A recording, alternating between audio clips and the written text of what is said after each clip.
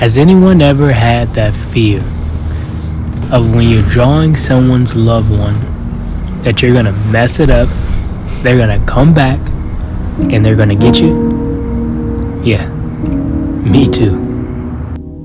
We should talk about it. But first, it's late, it's 10:34, and I need my beauty rest. So let's do this in the morning.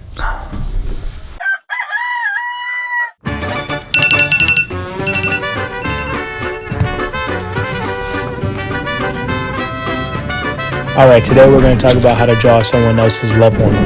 When you're doing this, there's a lot of things to consider. One, well, what type of material am I going to use? Am I going to draw it on canvas? Am I going to do it on paper? Am I going to use pastels? Am I going to use charcoals? Am I going to use oil? Am I going to use acrylic? Other things I'm going to consider are going to be, how long is it going to take me? When am I going to have it done? Other things I'm going to consider is if the person is heavier, do I make them thinner? If they're thin already, do I make them thicker? If they're older, do I decrease the wrinkles? There's a lot of things to consider. For me personally, I like to do things as realistic as possible.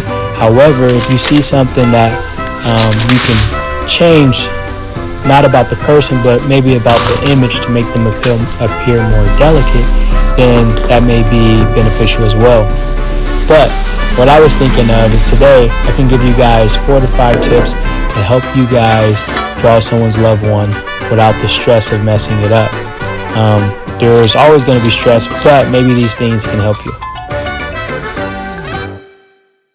Alright, let's get this thing started. We're going to start off nice and easy with something simple. If you can't commit to it, don't make a promise that you can.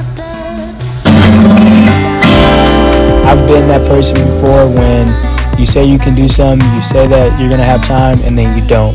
You said it was going to take a month, and then a year later. It doesn't feel good, it's not right, which brings me into my next tip. Make sure you give 100%.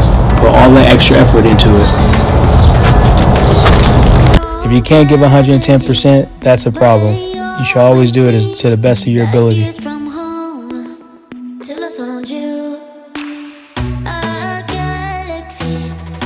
If you haven't hit that subscribe button already, go ahead and do that. Like, comment, subscribe, hit the bell button.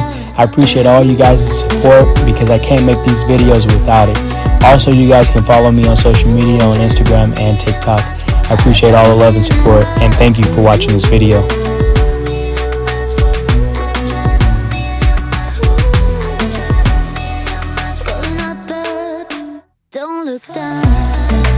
The next 2 tips go hand in hand.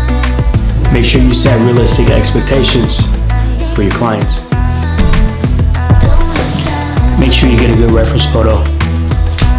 They go together because if I don't have a good reference photo, I can't produce the best artwork that I possibly would be able to produce if the reference photo was high resolution. I have to explain this to my clients so that they understand what to expect if they give me a blurry photo.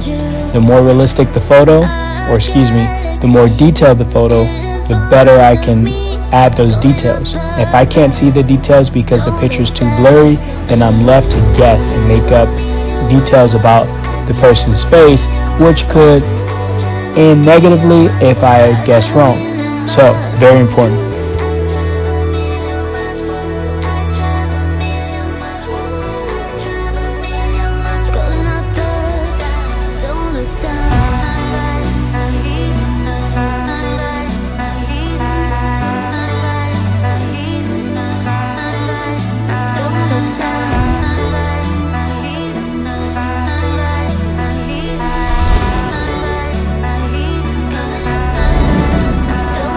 My last tip is simple.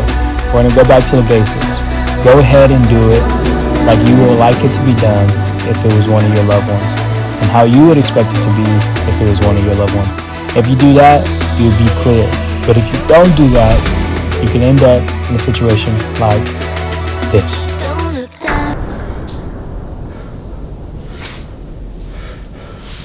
No, don't do it. Who are you? Who are you? Who are you? Who are you? No, it's you. I'm gonna beat him. I'm gonna beat him. You gonna beat me up? No, I'm gonna beat the bad guy. Mm-hmm. Okay, you too, JD. You gonna beat the bad guy? Okay, they got me. Don't worry about it. We're good. We're good.